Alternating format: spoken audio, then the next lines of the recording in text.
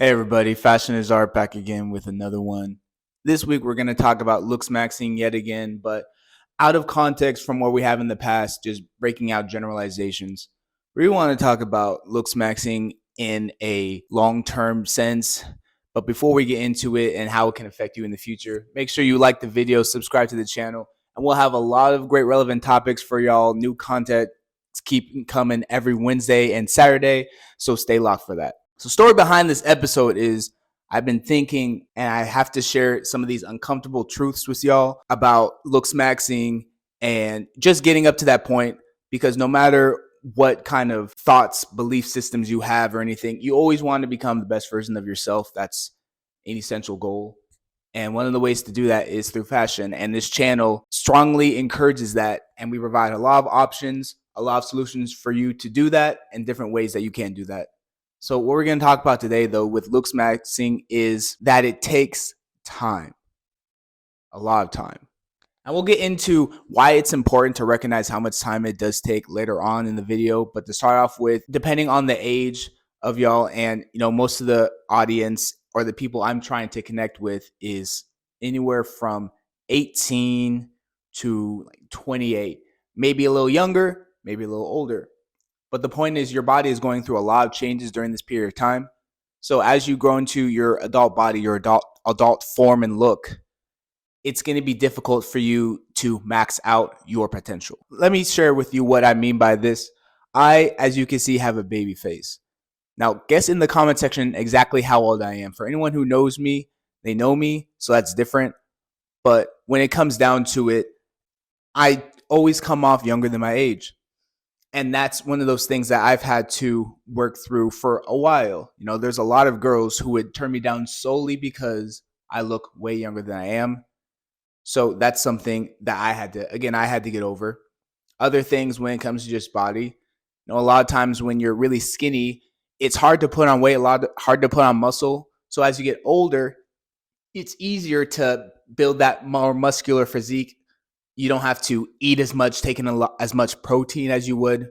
Me, I've been on a strong oatmeal, chicken, protein shake type of diet for a while as I've been trying to put on weight. And I still haven't gotten to where I ideally would like to be because of how difficult it is with my body type to acquire more muscle, which also plays into genetics and is a big factor in age as well. So it's not just age and growing into the adult body that you're meant for. Genetics definitely does play a role. But again, this is more so as much as we can control and keeping it to the topic at hand with it as far as timing. And then that timing, you'll see once you get into your 30s, no matter what sort of body you have, you're going to find it easier to work a little bit more into it as long as you set up really good habits in the first place.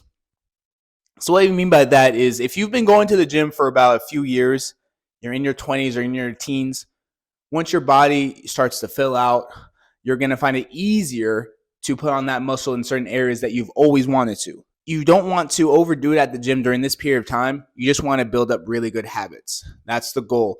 That's what a lot of times we're trying to push here is building up really good habits to set yourself up for a better position in the future. Now, the next point I'm breaking into is finding your style. And finding your style can be pretty tough. When you're a teenager, again, I'm going back to the younger viewers, you're going to feel a certain type of way about a lot of different things. And you might think something is your path. You might think something is but you really don't have the experience enough to know whether it's for you. That comes down to things like with college. When you're selecting a major, a lot of times people are switching majors. So when you're choosing your style, you always want to make sure that you understand what your biggest interests are.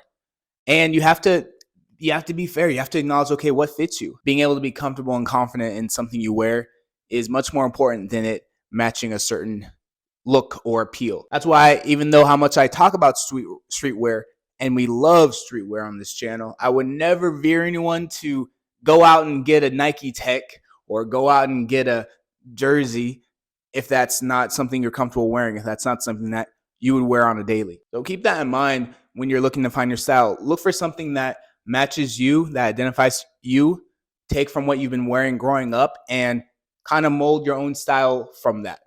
That's the best advice I can give you there, and not being afraid to break out of your shell. And earlier on, I did mention how it would take a long time. The reason why I'm saying that is I want to give you all realistic expectations for yourselves to acknowledge that in this period where I'm wanting to, looks max, whether it be for fashion, whether it be for my personal look, it will take time so that you shouldn't feel some type of way about the results that you're getting during this period, this transition phase before you get to where you want to be. So a lot of times what, I see with guys is they'll be looks maxing, they'll be going to the gym a lot more. They'll be improving their fashion sense. They might have gotten a new skincare routine, the acne's clearing up, got a new haircut, and they're still not getting these choosing signals that they would have wanted from women they like. One of the things that is really important is just timing. So you can't let the timing of situations cause you to overcorrect. A lot of times guys will try like a peacocking type of method. They'll have a new fashion sense that they're trying to throw out there, see if it sticks, and it's not them. It's not authentically them. So then from there, they'll overcompensate back to being, maybe a boring, a super dull or drag type of look. That's also not really them. But they assume because that didn't work, that now they have to try something completely different. Or we use our logic, right? And maybe it's just the person that we were talking to, not so much us entirely. We've got to get this mindset out the way of thinking that it's always us and just embrace the struggle in the meantime.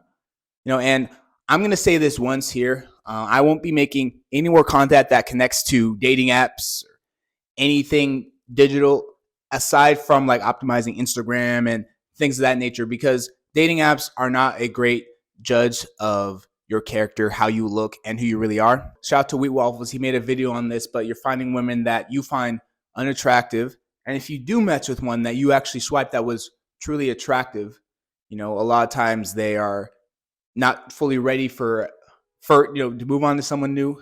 They're not in a situation where they would go for that. They might be a catfish and you didn't really pay attention that much to the pictures. They only got, a certain angle, certain profile. You can't see the rest of them. It might be crazy. There's a lot of things that run into play there. And then after a period of time, you start thinking, this is me. This is what I attract. This is all I can get. No, it might seem all you can get at this time because of where you're at. And you have to recognize with dating apps, there's a huge curve. Even if you're a good looking dude just in general, who would do much better out in person because people see his personality, his confidence, all these other things on a dating app, you have to recognize if you're not putting any money towards it, if you're not paying for all these extra features and specials that people are paying for, that's how these apps make money. Tinder would not still be busting as much as it would. All these other dating apps would not be around if people weren't paying for extra boosts or more profile views or to get a super like up into a girl's DM. That's a lot of the reason why you're not getting those results you see. So in the meantime, while you're improving your look, stay off the apps. Stay off the apps and use it as a time to focus on you and getting yourself to that better place, because if you don't, you're just going to keep getting these same sort of girls that you wanted. At the very least, improve your looks, and then maybe in the future you get back on the app and it's like, okay, when you were first on the app, you were a 5. You need to get your teeth straightened, you had to get braces. You were wearing glasses, and that was kind of taken away from maybe a nice feature in your eyes, so you went and got contacts. Weren't going to the gym at all. Now you're ripped. There's a lot of things that will change in this period of time that can make you go from, say, a 5 to an 8. So again, just really wanted to touch base on this briefly because I think Looksmaxxing is coming more and more popular because that gap between a 10 and what they get in the dating marketplace and a 6 and what they get in the marketplace is very, very different. And the majority of men, obviously, you're probably going to range between a 5, 6, a 4, a 7, like kind of in the middle. Like there's no, not really going to be an outlier for the most part. You want to find all these different ways to make it easier. But again, that's my advice for Looksmaxxing. Recognize that it does take time, especially when it comes to fashion. Some of the things that you can use that are some great ideas, again, as the time comes, getting more clothes that fit you and that's a good fit on you and it looks really good on you is far better and beyond better for your dating success than some really fashionable or high luxury fashion item would do. no matter if that's your style or not. Know that it will take you some time to get to that person you want to be, and don't feel like you always gotta fast forward to the end, because the journey's pretty fun. I'm not gonna lie, the journey's really fun. You get to build your own character. Anyways, that's all we wanted to talk about for this episode of Fashion is Art. Continue working on yourself, continue becoming the best version, and the results you're looking for will come. And stay close to the channel. We're going to keep it coming. More shorts, more videos, more great content for y'all to learn from and get the best out of your life when it comes to the things that you wear and the way you look. And we'll see you on the next video. It's the end of the video. Like, subscribe to the channel, and I'm out.